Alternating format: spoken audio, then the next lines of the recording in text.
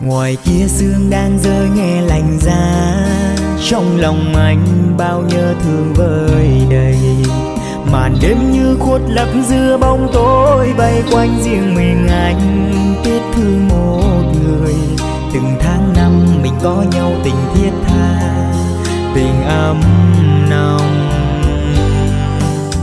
Ngày đi em chia tay để lại anh bao niềm đau sao đắng cay vô vàng. Ngày xưa em khẽ nói sẽ mãi mãi yêu anh, để giờ đây bước đi hững hờ. Giờ mới hay mình mất nhau mình mãi xa, nghe sao lòng xót như xa.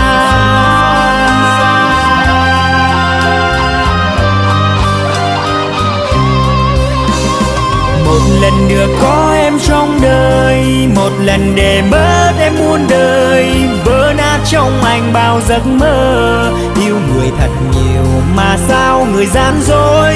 Em mang trái tim anh về đâu, ngồi buồn lại nhớ bao kỷ niệm. Từng giọt sầu rớt trên môi mềm, ký ức bên em không thể quên. Mong một ngày nào bình minh về nắng ấm, xóa hết bao ngày ta cách xa.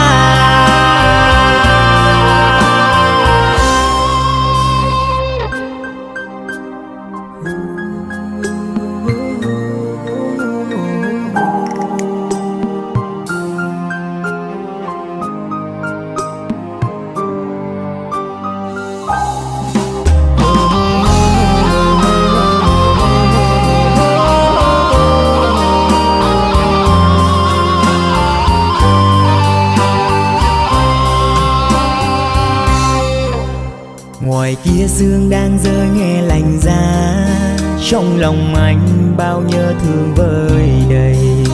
Màn đêm như khuất lấp giữa bóng tối, vây quanh riêng mình anh